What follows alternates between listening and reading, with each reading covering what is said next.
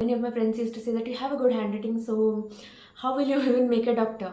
Well, I don't think anything like this will ever going to happen. So apt. Hi guys, hope you're doing good. This is Sneha, finally a medical student from Bangalore.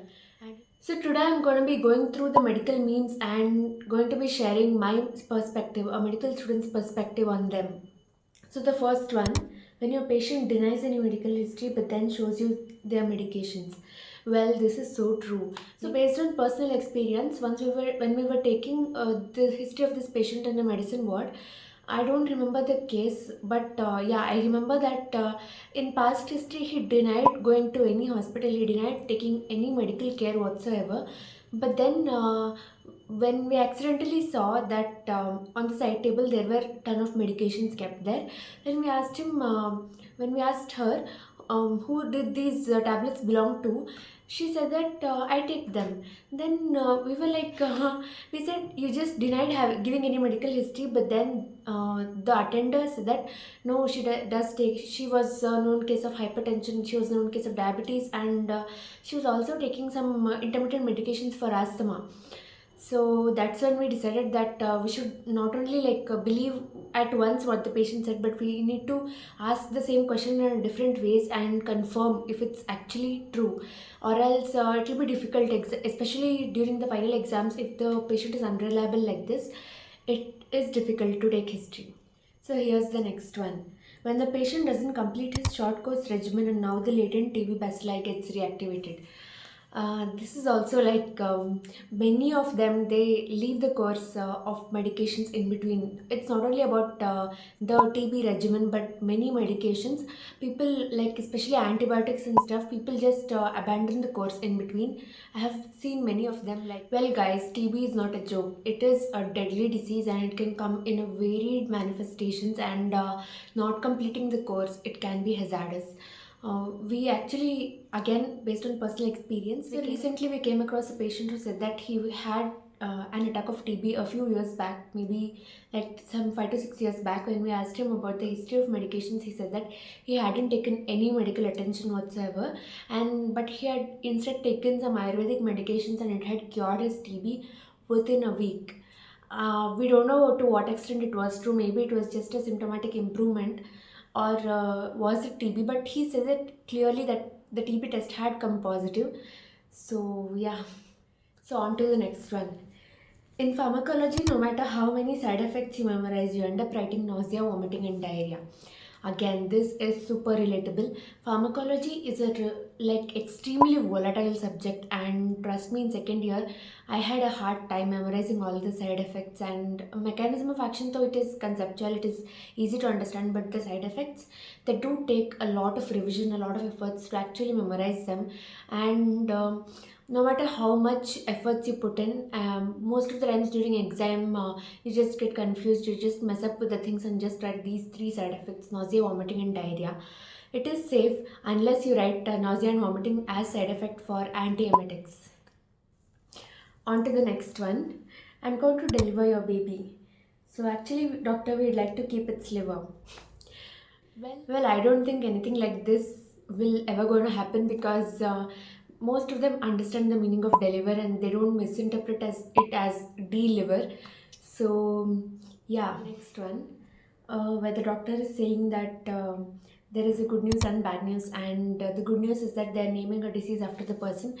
Well, clearly it's not a good news, and it does happen when a new disease is discovered. They name the disease after the patient or the doctor who discovered it, and yeah, both the probabilities are equally likely. And in fact, many of the times the disease is named after the doctor who actually discovers that disease. It is actually a very sad instance, because a new disease requires a lot of time into its research, into understanding the pathology, understanding the drugs that can actually act against it, or hinder its progression. So yeah, it is a bad news and not a good news at all. So the next one, where the doctor is saying, relax David, it's just a small surgery, don't panic. And David is the doctor's name himself. Well, it might be his first surgery, and so he's a little bit anxious, a little bit in a panic mode, and that's totally true. when you're doing any procedure for the first time, like the procedure can be as simple as maybe cleaning a wound or suture removal, even staple removal for that matter of fact. True. First time when we do any procedure, we get extremely anxious, extremely nervous, and at least I do get so. Last year, we were given this small opportunity of taking out the sutures of a hernia repair surgery, and though I was like extremely nervous, and I messed up in wearing the gloves first of all, and I had to like deglove it and wear the sterile gloves again, and then I could actually remove the sutures, but then there was this strange kind of fear. I did take a lot of time, and the patient was like restless by the time I finished doing this. Though I did it only on one side, and there was sutures on both the sides, and the other side I had to call my PG because I couldn't do it. The next one, med students' bank accounts after medical school. This is so apt. There is a lot of misconception that medical students or doctors in general make a lot of money, and they just start minting money as soon as they complete MBBS. That is very wrong.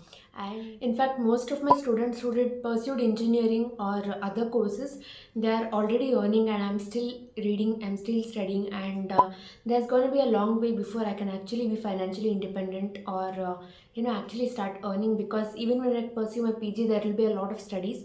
I know it's kind of working at that time, but still there's going to be a lot of studies, and actually, a medical student is a learner for life, I believe, and that's why there are these CME sessions conducted.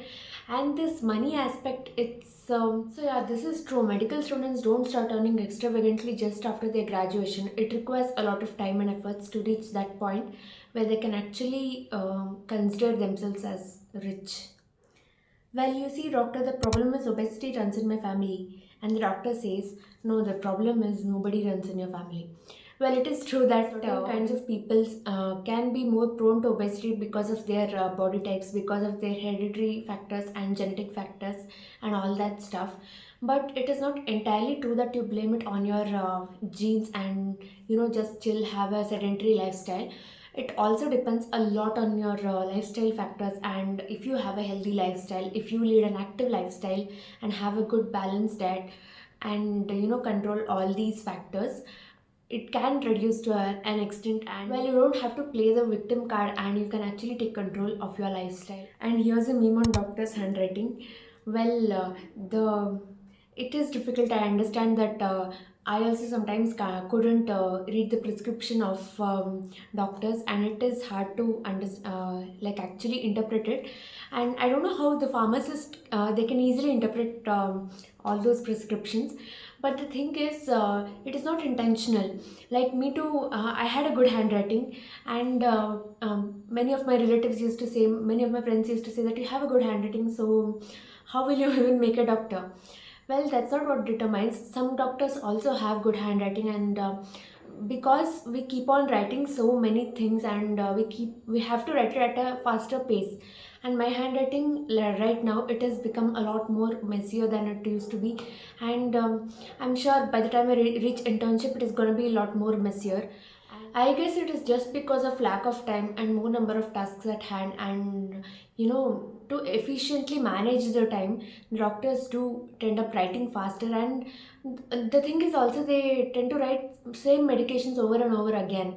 Like the specialists or super specialists, they have a limited set of medications which they have to prescribe over and over again, and over the course of time, maybe they become like very much used to it, and they just write it fast and give it. Yeah. So this one, when others say I'm sorry and when doctors say I'm sorry, it may sound funny, but it is not funny at all, and it is extremely sad to say this statement to an attender or a patient's relative, and it takes a lot of courage to do this. Touchwood, till now I haven't got the opportunity to say this to anyone, and neither would I want to. And especially even in pediatrics, if you have to say this statement to a person in pediatrics, then it is even more distressing. Because I had actually, when we had our pediatrics posting, there was this small kid. It was 2 to 3 months old, and it had severe heart severe congenital heart defect, and it was like in the last stage, and it was not amenable to surgical correction as well. The baby's condition was such that it could not undergo any surgery. So our teacher told that it would hardly live for another 3 to 4 days. When we saw that child in ICU, it was extremely distressing. So I can't even imagine like how these physicians and pediatricians, day in and day out, they handle all these situations effectively. I mean, it does require a lot of courage. This was my perspective of looking at some of the medical memes and sharing the reality behind these memes. I hope you found some value in this. Do share any of the memes that you have come across. And yeah, that's it for today.